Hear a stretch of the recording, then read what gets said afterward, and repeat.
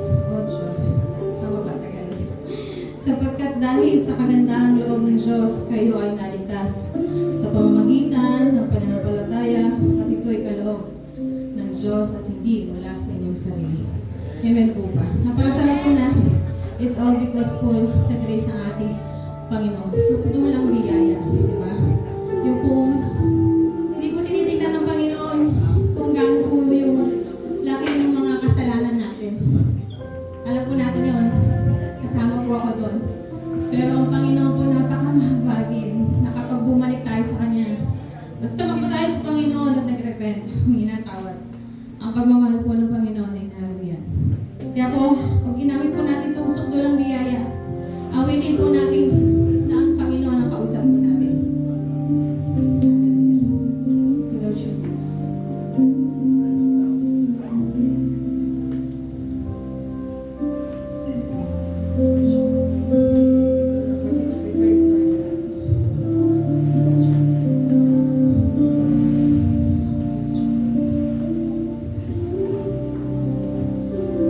Sabay-sabay po tayo.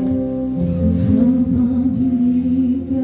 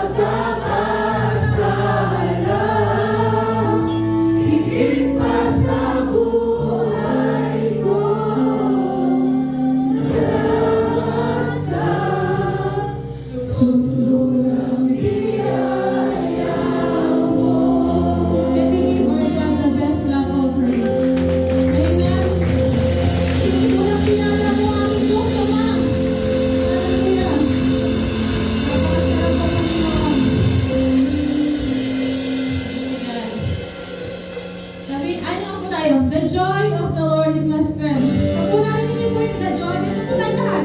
The joy of the Lord. Ayan. Para nagdala lang po nag-exercise para sa Panginoon. Dapat po meron tayong kagalakan. Dahil ang kagalakan daw po ay kanino galing? Sa ating Diyos na buhay. Praise God. Ito.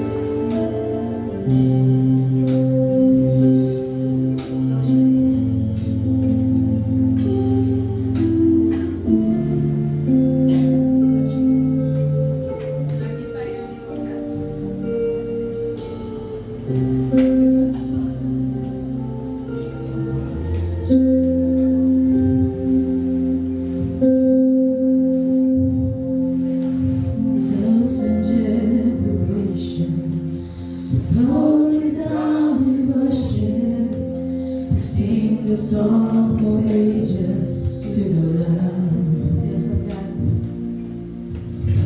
Behold the Lamb before us, and all who will believe will sing the song of ages to the Lamb.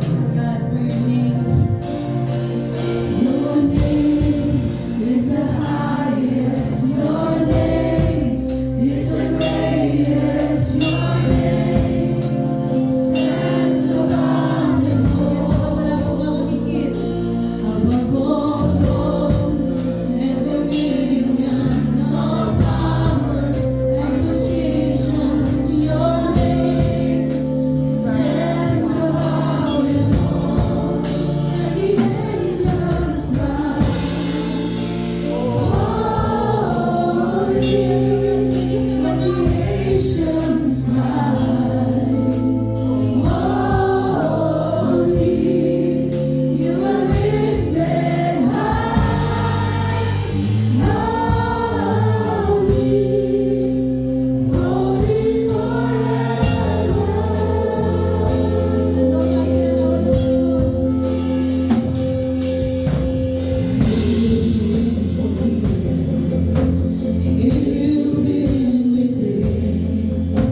Sing the song forever to the Lamb. And if you walk in freedom, if you walk in freedom, if you bear His name, sing the song forever to the Lamb. We'll sing the song forever and amen.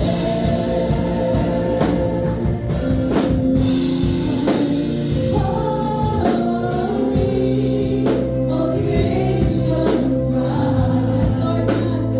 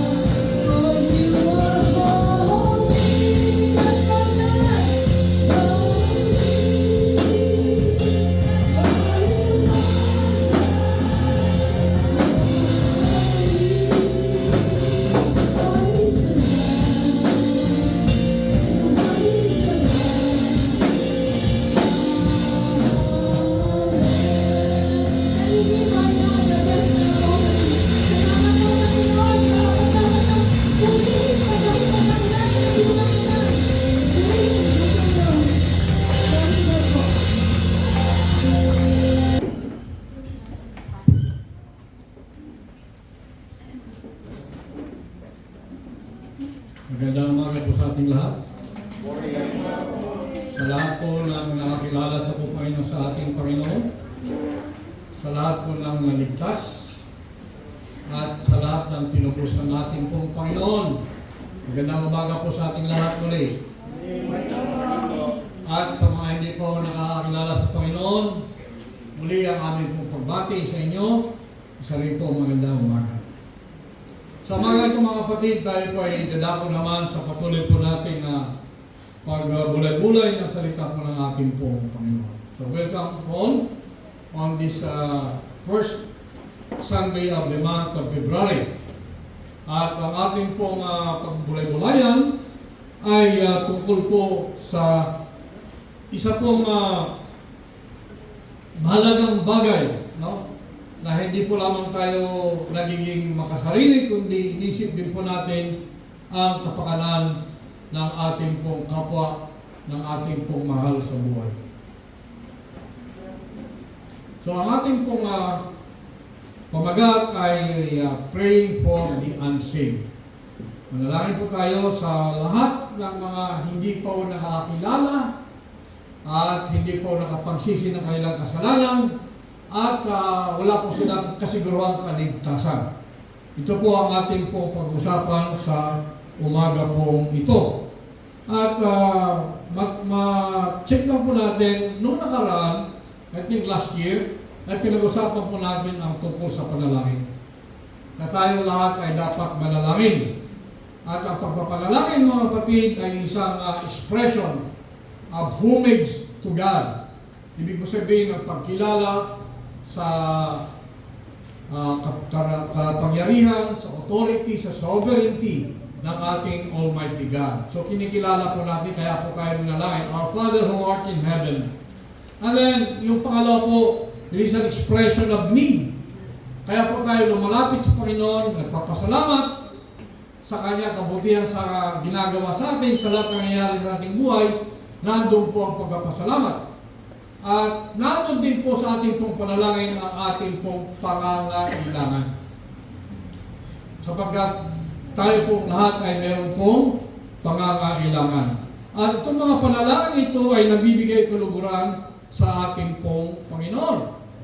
At sa panalangin din po natin mga kapatid, we pray for ourselves and we pray for others.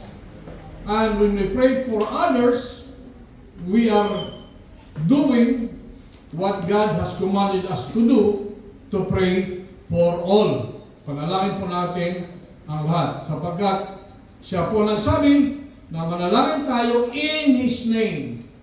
We pray in His name. So with that mga kapatid, as a backgrounder, maunawan lang po natin na sa ating pong panalangin, ito yung makapangyarihang pamamaraan para mas lalo po nating na-establish ang ating relasyon sa ating pong Panginoon and from among us as we pray together, mga kapatid, no? As we pray together, then it keep us stronger and it keep us more solid than ever. Kasi nga po, sama-sama tayo nananalangin, tayo po nagkakaisa sa ating pong panalangin para po sa kagustuhan ng ating pong buong may kapal. So sa ating pong panalangin ito mga kapatid ay ang ating pong tiningnan na verse ay simple po lamang. Ang verse po natin mga kapatid ay nagsasabi na pray without ceasing. Yan po nandun po sa English Standard Version at saka sa never stop praying. Sa 1 Thessalonians chapter 5 verse 17. So ito po ang ating pong verse for this morning. And as we continue, we pray to our Almighty na siya po muli ang ating pong makasama sa umaga ito sa ating pong pag-aaral. Heavenly Father, Lord, muli kami po dumudulog sa harapan at kinikilala po namin kay Panginoon bilang aming tayong po ito kapag-ligtas. Truly, Lord, na maliban sa iyo wala kaming magagawa. And as we listen to your word, dahil po namin, Panginoon, na ito ay amin pong maunawaan, maintindihan, may lalagay po namin sa aming mga puso, at ito, Panginoon, ay amin pong magagawa sa pamamagitan po ng pagmamahal na pinagkaloob niyo sa amin na ito ay mag-resonate, Panginoon, sa bawat isa at nisishare po namin sa amin pong mga mahal sa buhay, sa amin pong mga kaibigan, at sa lahat po ng amin pong mga kakilala, Panginoon. Salamat po, Panginoon. At ang iyong pong boses, Panginoon, ang aming pong madidinig, ikaw po ang aming pong nakikita, ang iyong presensya, Panginoon, ang siya pong patuloy na galaw sa bawat isa. Salamat po. Our prayers in Jesus' name. Amen and amen. So ano po ba ang background po natin ito, mga kapatid? Now, tingnan po natin ano po. Sa atin pong mga pangyayari sa buhay po natin, ang pangyayari po sa buhay po natin, mga kapatid, ay maliwanag. Ang mga pangyayari at mga nangyari na at ang pwede pang mangyari. Maliwanag na maliwanag kayo, mga kapatid. If you look at that portion, then you notice kung ano ang mga nangyari na, ano yung kasalukuyan nangyayari at ano pa ang pwedeng mangyari. So ito yung ating mga sinasabing katotohanan sa buhay natin na hindi natin pwedeng baliwalain. Ang una is that ang buhay po natin, mga kapatid, has beginning and end. Alright? Lahat po tayo ay may appointment with God. All of us. At ang appointment natin yan sa Panginoon ay wala po tayong magagawa. We cannot delay, we cannot alter sapagkat yan po ang appointment natin sa ating pong Panginoon. Now, hindi natin magagawa na paiksiin o pahabain pa ang mga yan sapagkat yan lamang ayon po sa kagustuhan ng ating pong Panginoon. At kung sakali naman na tayo po ay mag-perish, tayo nga po ay mawala sa mundong ibabaw nito, ay dalawa po lamang ang ating pupuntahan as we have studied before. At ang ating pupuntahan ay either we go to hell or we go to heaven. Dalawa po lamang yun na ating po napag-aralan. At kung mapunta ka sa langit, as you have followed the laws of God, sinunod mo ang instruction ng Panginoon, ginawa mo yung nais niya, hindi yung nais mo, siyang naging hari sa buhay mo, siyang nasunod sa buhay mo, hindi ikaw. Kundi siya ang sunod sa buhay mo, then meron tayong panghawakan ng kaligtasan at meron tayong panghawakan na tayo nilinis na ng ating Panginoon sa ating mga nagawang kasalanan.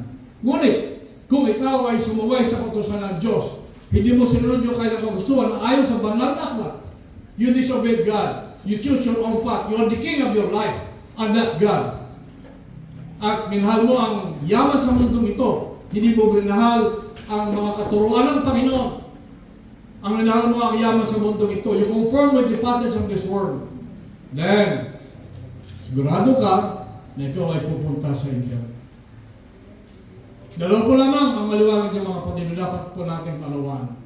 At kung ikaw ay pupunta sa impyerno, we understand na yan ay may blazing furnace at saka may tinatawag po na burning sulfur in eternity. In eternity. At there is no more second chance after that. Wala na pong second chance. At maliwanag yung mga kapatid na ang kamatayan ay hindi po natin pwedeng i-delay as we have said earlier. So kailangan po natin ay sumunod lang tayo sa kagustuhan ng Panginoon para makaiwas tayo dun sa landas na patungo sa maluwag na daan at patungo sa impyerno. So yun po ang unang bagay na talagang nangyari, mangyayari at saka mangyayari pa in the near future. Ang pangalawang bagay na dapat po natin tingnan, mga kapatid, na hindi po natin pwedeng palagpasin. Ano ba ang nangyayari sa mundong ibabaw sa ngayon? Patuloy, mga kapatid, ang mga bagay-bagay sa mundong ibabaw na ito na nagpapakita na mayroong mga patuloy na kaguluhan sa mundong ibabaw. Nandun pong natural disasters, nandun ang earthquake, volcanic eruption, tsunami, mga false teachers, nagtuturo ng maling katuruan. Rampant immorality in our society today. Rampant immorality. No? Unabated taking of human lives. Yung pagpatay, yung abortion, yung mga idolaters na sumasamba sa mga Diyos-Diyosan at mga homosexuals, yung mga gera, yung mga taong they continue to love money than God, and the people who are loving themselves than lovers of God. Ang kanilang sarili. No? Ito po ang mga nangyayari sa ibabaw natin ngayon. At hindi lang po yan. nandiyan po ang persecution of Christians. Every hour, every minute of the day, maraming Kristiyano sa buong mundo ang persecuted. Marami. And these are what we call signs of the times na ating po napag-aralan. At pag meron na po tayo nakita ang mga ganitong bagay, including corruption in government, no, including all those things that are not in accordance with the Word of God, and if the signs are present in abundance, ibig sabihin, pag nakita natin, dumadami na ito mga kapatid, dumadami na. Earthquakes, gera, lahat po yan, abortion, divorce, homosexuals, AIDS, mga sakit na hindi na gumagaling, no? Makikita po natin mga kapatid na malapit na dumating ang ating pong Panginoon. Malapit na. Ang question ngayon is, are we living in the end times? Malapit na ba? Yes, malapit na po. But alam niyo ba kung kailan dati ang Panginoon? Wala po nakakalam. I do not know. Ang kailangan lang po sa atin, mahawakan tayo sa pangako ng ating pong Panginoon. Now, kung hindi po natin alam ano pwede natin gawin, let us continue to walk the path of righteousness. Doon lang po tayo sa tinuturo sa atin ng Panginoon. Huwag na tayong lumiko kaliwat kanan, sundin lang po natin ang banal na aklat. Sapagkat ito lang po ang basihan po natin. Nang sa ganun ay makasiguro tayo pagdating po ng rapture na tayo natin magkasama-sama papuntang langit. At pagdating natin sa langit, paglingon mo, dapat na doon sa likod mo ang iyong pamilya. Nasa kaliwa mo, kanan mo ang iyong mga anak, mga kamag-anak mo na dyan, magkakasunod kayo. Pero ang masama po niyan, habang tayo naglalakad patungo sa judgment seat of God, paglingon mo, wala dyan yung anak mo, wala yung asawa mo, wala yung kamag-anak mo. Doon mo sila nakita sa kabila. Papunta saan? Papunta sa destruction, papunta sa inferno. Pwede ba silang tumawid papunta sa iyo? No more mga kapatid. There is no more time for that. Sapagkat ayon sa Hebrews 9:7, after death follows judgment.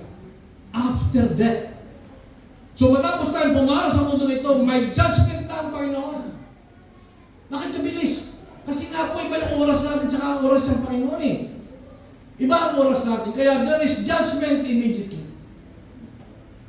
At wala natin magagawa sa mag-anak natin na nandun patungo sa impyerno. Ngayon, is it too late to have that eternal life? Mga kapatid, no. It is not too late. Ang kailangan lang ay ang pagsuko natin sa Panginoon, pagtanggap sa Kanya bilang Panginoon at tagapagligtas. At nandiyan po ang free gift of grace that is coming from God.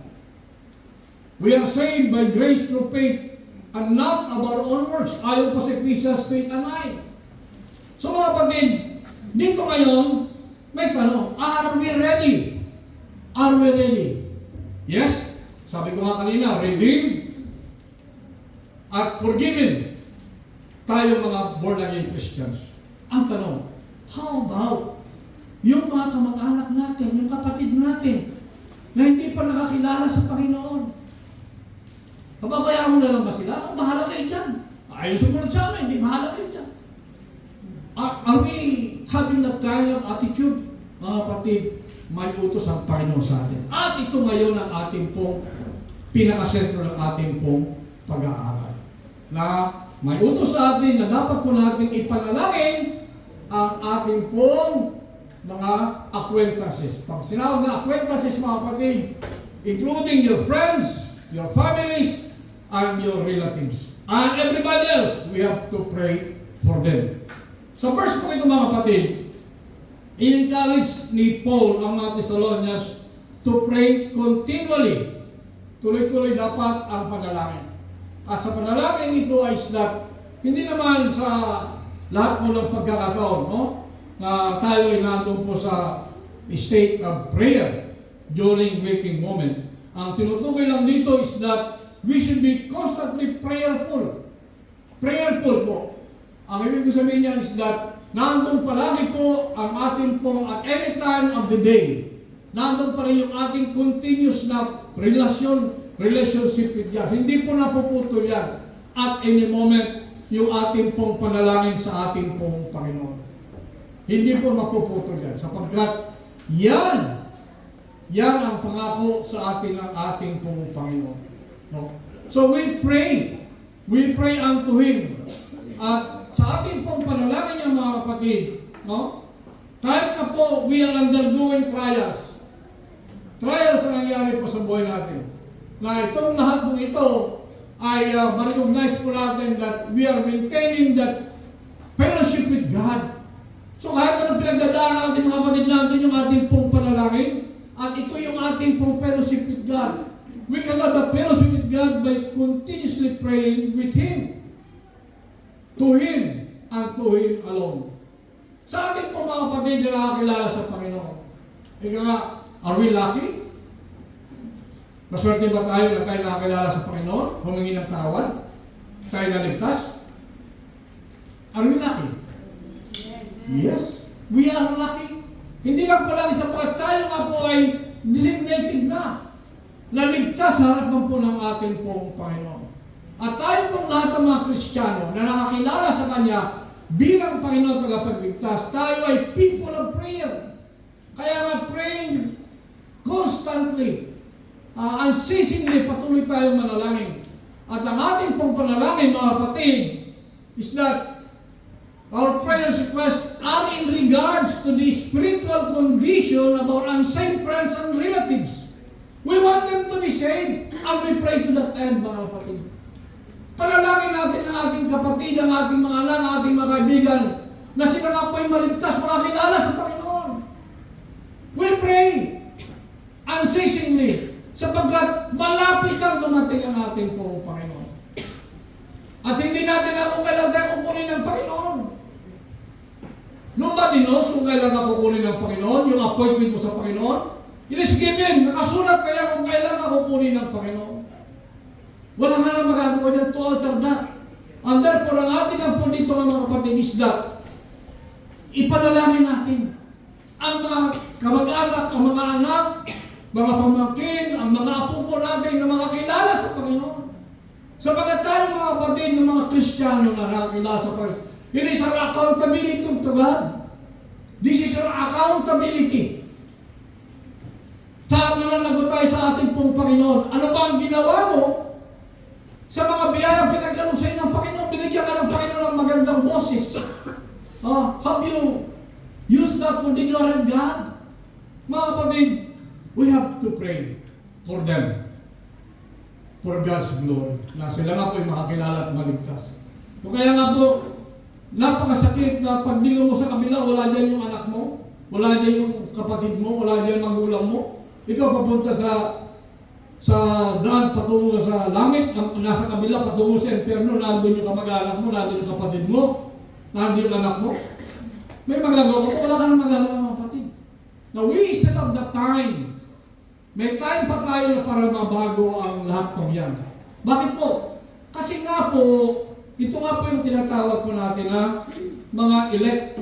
Mayroon pong elect, mayroon pong talagang tinawag ng Panginoon, chosen by God, no? Na nandiyan lang sa palibot natin, hindi nila alam yun.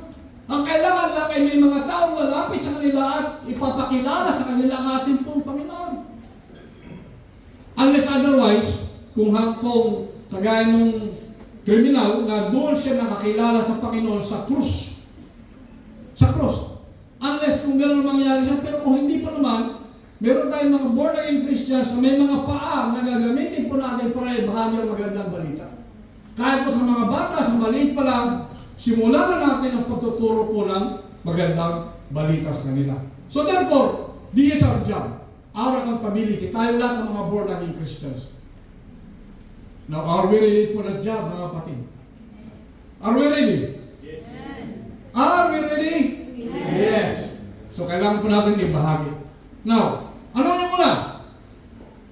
We should be praying for the unsaved. Our Savior came to seek and save the lost. Panalangin po natin yung mga hindi pa naligtas. At itong mga hindi pa naligtas na ito, most likely nandyan ang mga tao na pinili na ng Diyos. At tayo ay gagamitin ng Diyos para po sila ay makakilala sa Panginoon. Sapagkat pinili na sila beforehand. Pinili na po sila beforehand. Kaya sabi po sa Luke 19:10, for the Son of Man came to seek and to save the lost. Tayo ngayon po mga kapatid, we are saved. So kailangan natin, we have to look for those who are lost. At ang lost na yan, that should start from your family. Sa anak mo, sa asawa mo, sa mga kapatid mo, kamag-anak mo. Then we stand outside. That is why, according to our plan, which we have been praying all the time, na dito sa atin sa spare ng asla, dito po tayo magpapasimula. In His own time, mangyayari po yan. No? This is a step of faith. A step of faith. Ibig sabihin, kung sabi mo, gusto kong gano'n yan, pero hindi ka naman humakabang. Hindi ka kumikilos. Mangyayari ba? Hindi po. So let us take that step of faith. Ibig sabihin, let us take that step of faith. Let us move. Instead na nagsasalita ka lang, let us move. Let us go into action. Because faith without work is dead. Yan po ang ating po mga kapatid. Bilang isang Kristiyano, it is our duty to do this. Now, Christ's kingdom is coming. Maliwanag po mga kapatid. But the disciples need to be patient and faithful. Sino ang mga ito? Tayo mga kapatid. At our time today, putting this country at our time today, tayo ito. Ang tinutukoy dito, na tayo ang binigyan ng responsibility ng Panginoon na ipangaral ang magandang balita. Kaya nga po with this, tayo po na ang faithfulness po natin will reflect their faith in Him and determine their position in His future kingdom. So if you have faith in God, maniliwala ka sa Diyos, then let's do it. Makikita sa ating mga action, ito pong mga utos sa atin ng ating pong Panginoon. At kung maunawa po natin mga kapatid, na ang principal theme doon sa Luke natin pong tinilang is that the Luke Gospel is Christ's compassion for those regarded as outcast in Israel. Tinilang po natin sa Old Testament, sinasabi po rin mga kapatid na ang ating pong Panginoon, ang kanya pong compassion, His mercy and compassion ay nakatuon din po sa mga outcast of Israel. Ito mga kapatid, ito yung mga hintil na hindi po nakakilala sa Panginoon. Dito po nakapokus ang tema ni Luke ayon po sa kanyang gospel. At ang nais po ng ating pong Panginoon, ang lahat po ay maligtas and come to His knowledge of the truth. That is what God wants. Nais natin maligtas. Therefore, tayo na anak ng Diyos, tayo rin po ang magsishare ng magandang balita. We have to do this, to share the Word of God. Because He wants all people to be saved and come to a knowledge of the truth. So, when we pray for the salvation of unsaved person, we are simply sharing in the stated desire of Jesus. Kung ginagawa po natin ang pagtuturo, pag-share ng magandang balita, in so many ways, then we are actually doing what God is telling us to do. Yan ang desire ng Panginoon na lahat ay makakilala sa Kanya at magkaroon po ng repentance. And that is what He wants. Pangalawa, we should pray for the unsaved because the truth is, it is not possible for us mere mortals to know who God's elect are before they become saved. This is what I've said earlier. No? Hindi po natin malalaman kung sino talaga ang elect. No? Unless otherwise, tayo mismo ang mag-share ng magandang balita and they will come to the knowledge of God. Simple po mga kapatid, sino ba itong mga pinili ng Diyos? Itong mga pinili po ng Diyos ay walang iba, as we notice, no? Ang mga God's elect pong yan ay tunay nga na nandyan lang. Mara hindi pa sila nakakilala sa Panginoon pero pinili niya sila ng Diyos. Hindi ba yun? Yes. Hindi nila alam na sila pinili na ng Diyos. Ang inantay lang nila ay somebody from us to touch their hearts. Somebody from us. Mara ikaw, pisina mo, siya ay pinili ng Diyos pero hindi niya alam. Ang kailangan lang ay somebody from us to inspire him, to motivate him at makita sa atin bilang ilaw at kasing. At makakilala siya sa ating pong Panginoon. So ano ba itong God's elect? Ito nga po yung ating pong election. Ito po yung the principle of election na sinasabi po ng ating pong Panginoon. Pag tinawag pong elect of God, are those whom God has predestined to salvation. So merong predestination mga kapatid. Predestination. Bago pa ang lahat, pinili ka na ng Diyos para ikaw ay maligtas. Now, dito mga kapatid, they are called the elect because that word denotes determining beforehand, ordaining, deciding ahead of time. Who has that capacity to do that? Kaya ba natin yan? No. It is only God Himself who can do that. Ibig sabihin mga kapatid, no? Determine beforehand. Bago pa lang, pinili na ng Diyos. Beforehand. Ordaining. Itinagda na ng Diyos. Deciding ahead of time. Kaya ang sabi po natin, our God is there before the beginning of time and beyond the end of time because our God is not covered by time. Now, as it stands mga kapatid, itong mga pinili, the concept of electing those who will be saved is not controversial. It's biblical truth. Ito po ay nakasulat po sa banal na aklat. Hindi po ito ay ginagawang controversial na mga nagdidiskusyon, no? Na pinili na may mga pinili ng Diyos. Merong free will na tinatawag. Nagiging controversial ito pero ang katotohanan, ito ay po ay nakasulat po sa banal na aklat. Kaya nga po ang isang example natin dyan sa Romans 8:28. Ano po ang sinasabi sa Romans 8:28? Yeah. Ang sabi ko sa Romans 8:28, and we know that in all things good, God works for the good of those who love Him, who have been called according to His purpose. And those He predestined, He also called. Those He called, He also justified. And those He justified, He also glorified. So pinili na po, predestined. Pinili na po ng Panginoon ang mga kanyang tupa. Pinili na po. So no question about that. Eh ano ngayon ang kontrobersya? Ang kontrobersya ngayon mga kapatid is that how and in what manner God chooses those who will be saved. Paano ba ginawa ng Panginoon kung sino maliligtas? Meron ba nakakalam? I do not know. Because hindi po natin abot ang kaalaman ng Panginoon. Ang ating kaalaman siguro kakapiranggot lang doon sa kaalaman ng Diyos. Hindi arok ng ating kaalaman yon. Yan po kontrobersya. Paano niya ginawa na pinili yan? At the last, yung magnanakaw doon sa cross sa Calvario, nandun. Doon na siya nakakilala sa ating pong Panginoon. Last minute. Now, is it true to all? We do not know. So, ito ang pinaka-controversial. No? Na ang Diyos lang ang nakakaalam nito kung paano. That is authority na we cannot afford to question. Maybe in discussion we can, but the truth is, that is His authority at wala na tayong magagawa po doon. Sapagkat He is the Creator, He is the Almighty God. At we cannot question that anymore. Now, alam po natin na lahat po ng pinili ng Diyos ay maliligtas at some time during their earthly sojourn. But that might not be happen until the day they are called home to be with the Lord. So maliwanag mga kapatid, na at our time dito sa mundong ibabaw nito, tayo nga po ay magkakaroon po ng kaligtasan. Tayo po mga naligtas na nakakilala sa Panginoon, sinunod natin siya. Ngunit, sabi po Diyos, but that may not happen until the day they are called home to be with the Lord.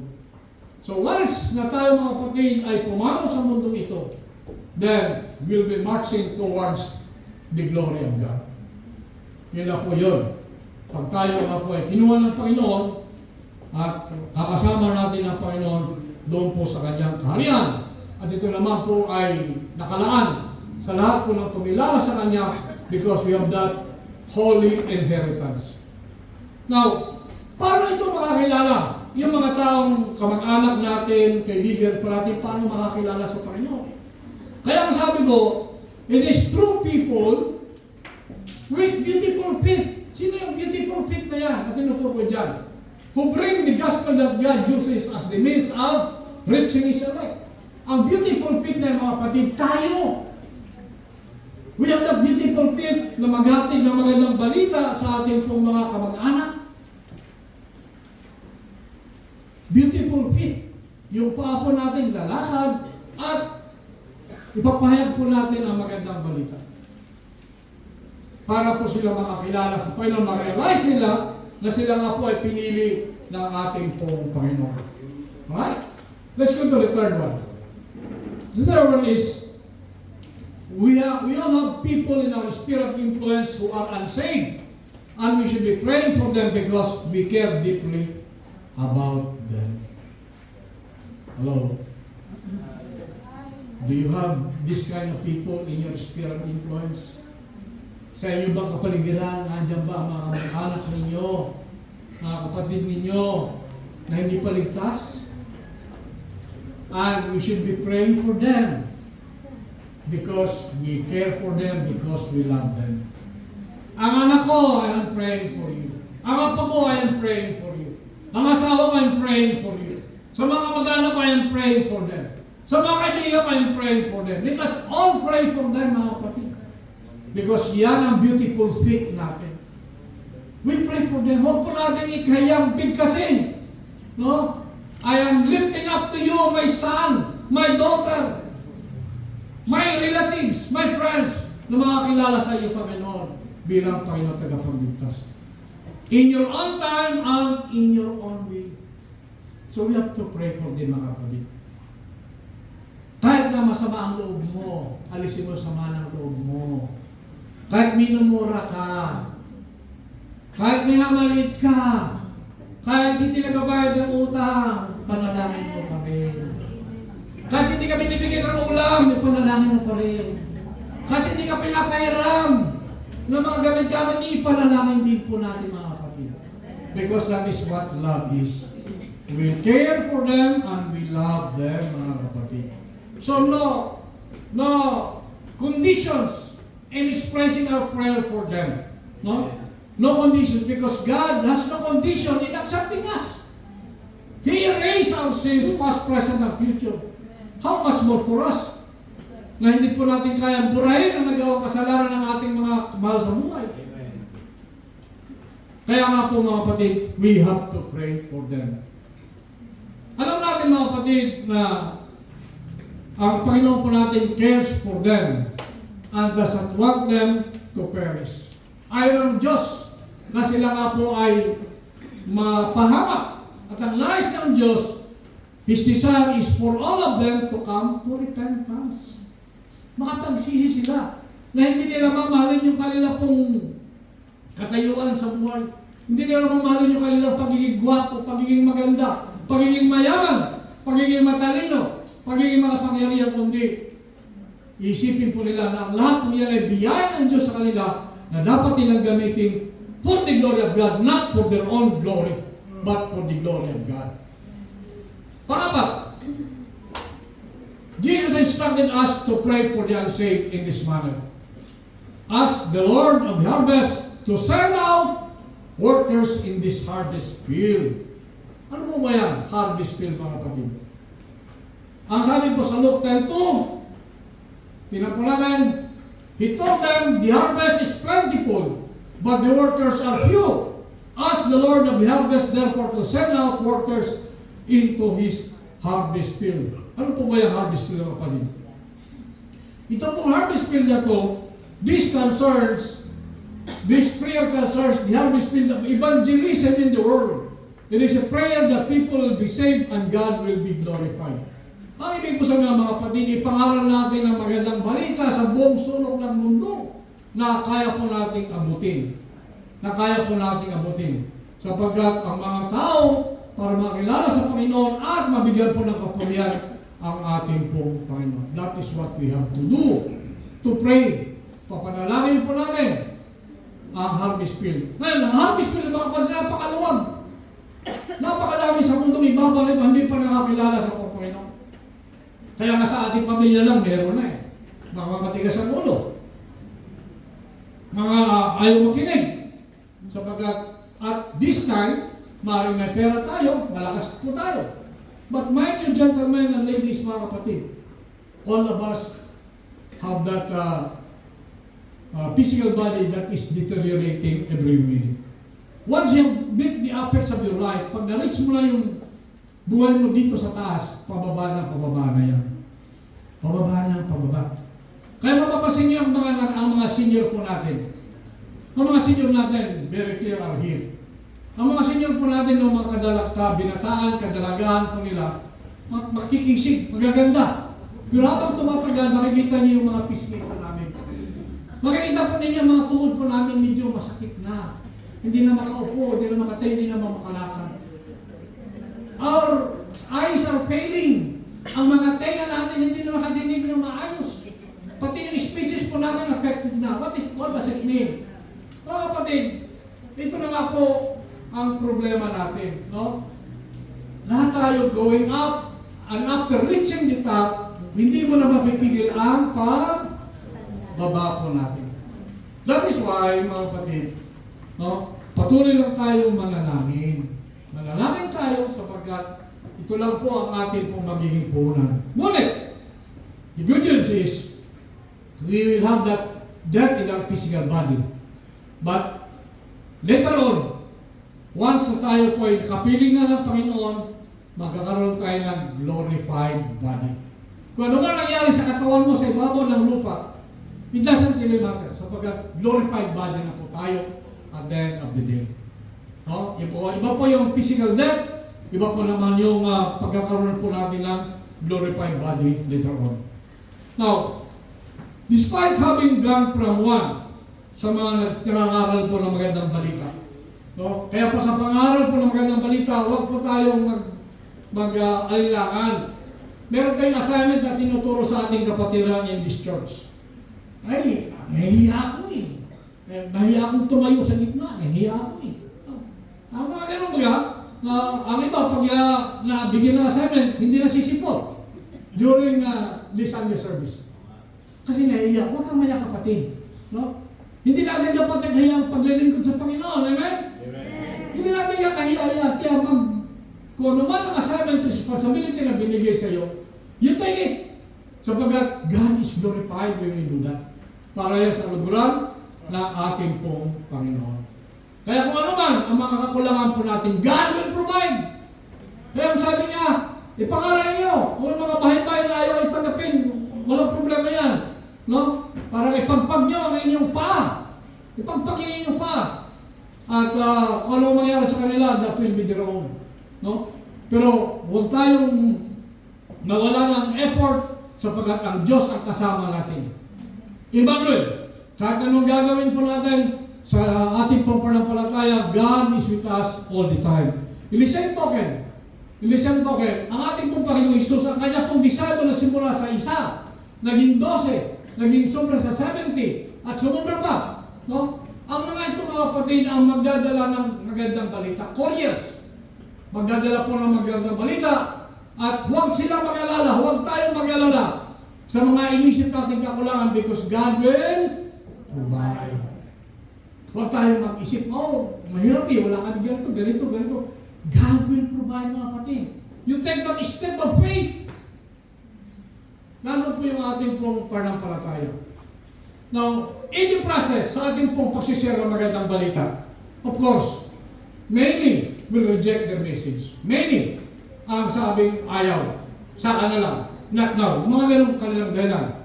Ang mahalaga lang, ang sabi po rito, the message needs to get out to those who will hear and understand. Because sa mga sinishare mo ng magandang balita, meron pa rin dyan na elect of God. Pinili na ng Diyos ang biglang magigising sa katotohanan at sila ay sasamba sa ating pong Panginoon.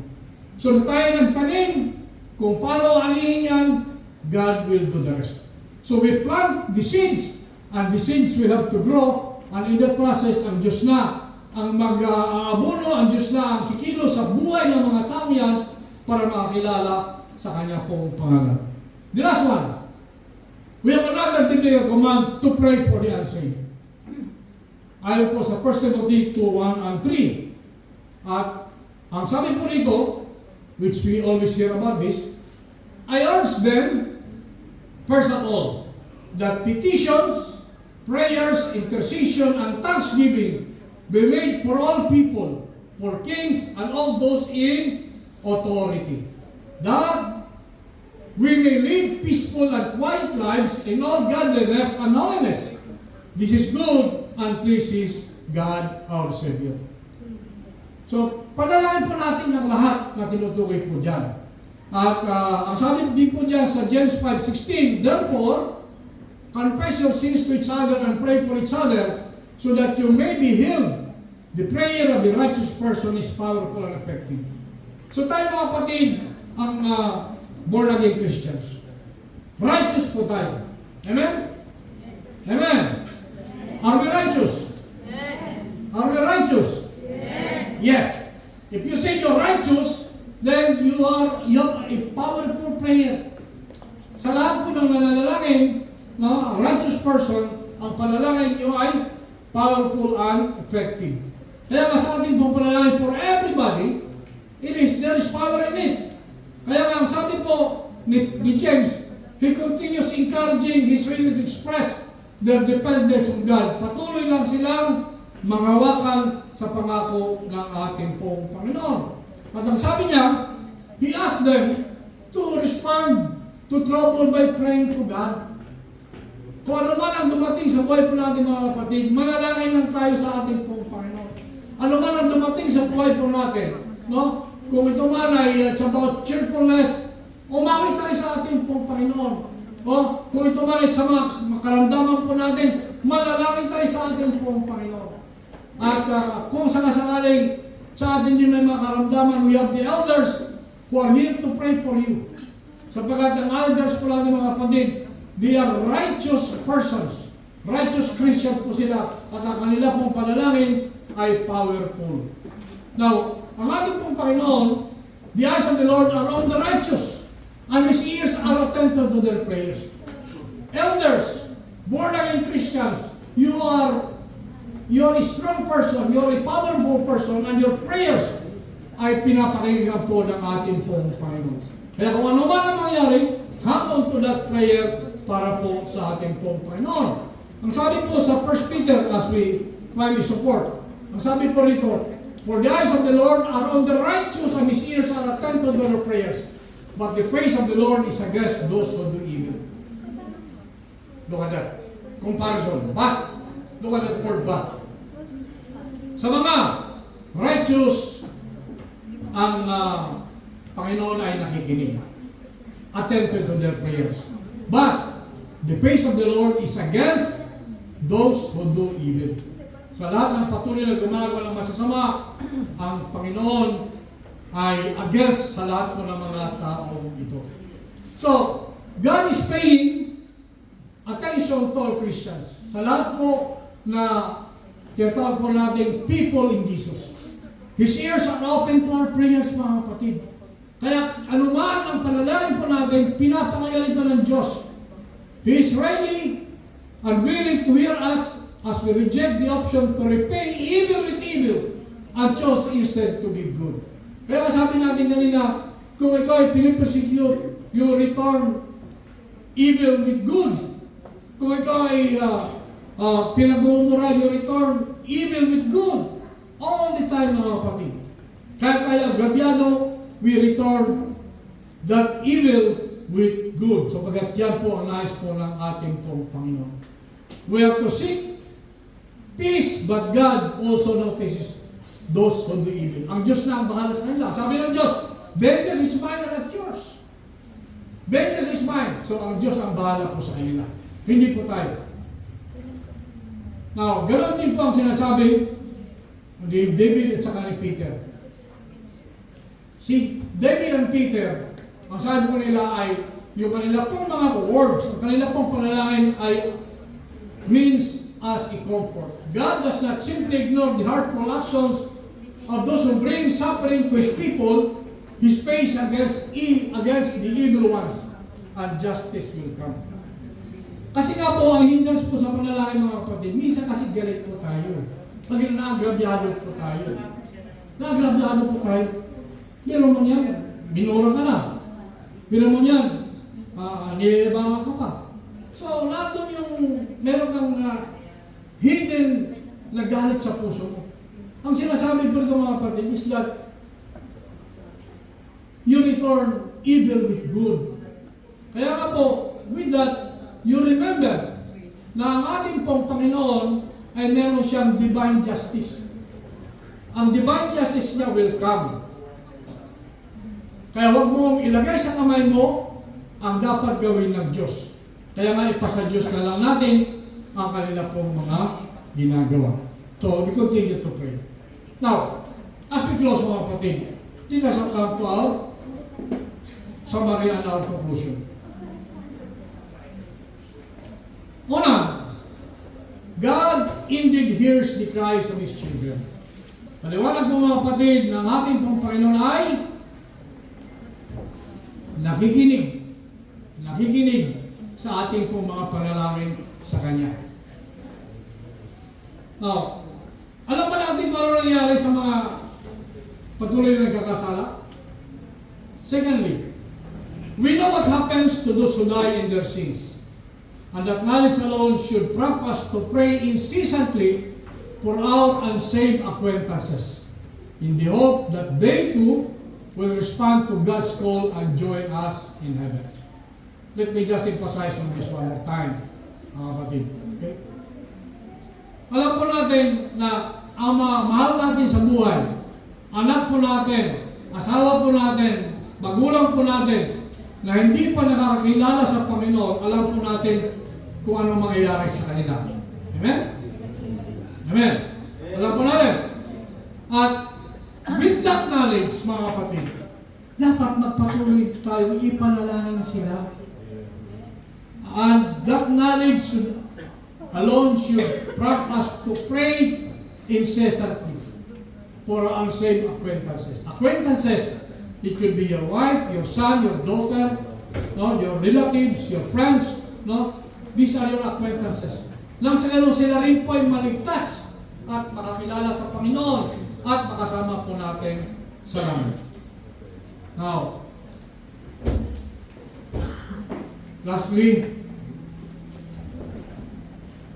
we pray that our loving God will orchestrate whatever circumstances are necessary to turn stubborn hearts toward repentance and to have that renewed relationship with the Almighty One.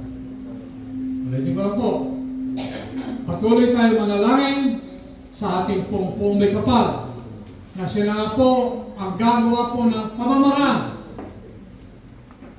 Lahat ng pamamaraan para po ang mga taong mga mahal natin sa buhay, mga kaibigan po natin na meron pong stubborn hearts, matigas ang puso, saan ka na ako tatanggap sa Panginoon? Sapagkat meron pa akong pera, may lakas pa ako, mayaman ako, may posisyon ako. No? Ito yung mga stubborn people.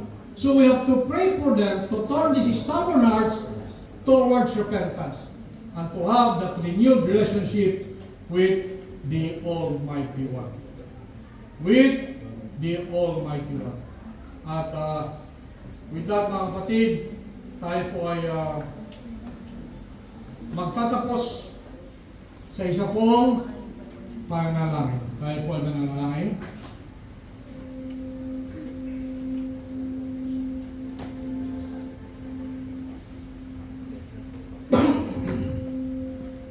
Our gracious, most loving Father, we come in humility, acknowledging you alone is our God, all-powerful, all-knowing, creator of the heavens and the earth, and none could equal your authority and grace.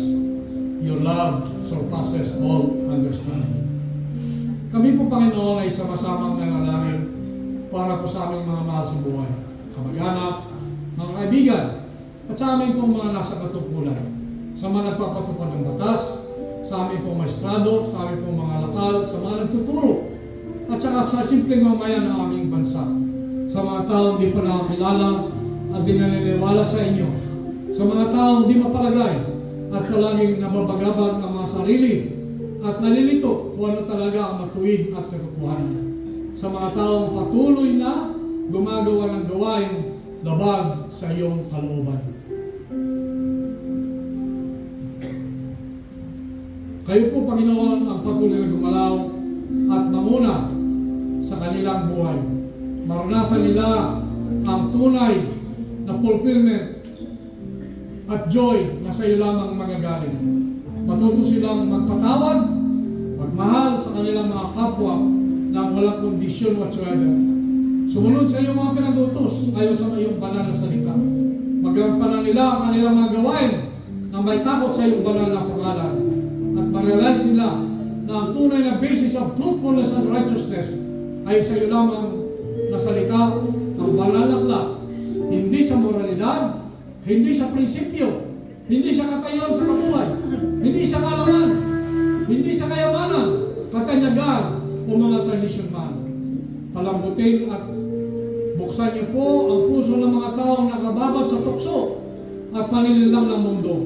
Makaahon sila sa pagkababad sa kanilang mga kasalanan at mapalitan ito ng pagpapakmumba at pagsuko sa iyong kapangyarihan na tunay na Diyos at magbunga ito ng pagmamalasakit at pagiging responsable sa kanilang mga pamilya at sa buong community. Madama nila, Panginoon, ang tunay na kayamanan ay hindi galing sa mundong aming kinagalawan, kundi sa iyo lamang. Ang inyong banal na salita na naunawaan nila, Panginoon, na ang lahat ng bagay sa mundo ay magiging walang kapakipakinabang pagdating ng oras, because none of us could hold unto this, and none of us could put our trust into this. Sapagkat kayo po lamang, Panginoon, ang siyang Panginoon namin at siyang karapat-dapat ng pagkatiwalaan at wala na ang iba. Maranasan nila, Panginoon, na ang pagkakaroon ng banal na takot at pagsunod sa iyong banal na salita. Teach them, Lord, to understand your word and put this word into their hearts and put this into practice by the presence of the Holy Spirit. We pray that our loving God will orchestrate whatever circumstances are necessary to turn again these stubborn hearts toward repentance, to have better understanding of who truly you are, and to have that renewed relationship with the Almighty One. Panginoon, we are confident, Lord, that you are in our midst and have heard our prayers and will continue to be with us. These are prayers in the name of Jesus Christ, our Lord and our Savior. Ang lahat ay magsabi ng Amen and Amen. Palakpakan po natin ang ating Panginoon.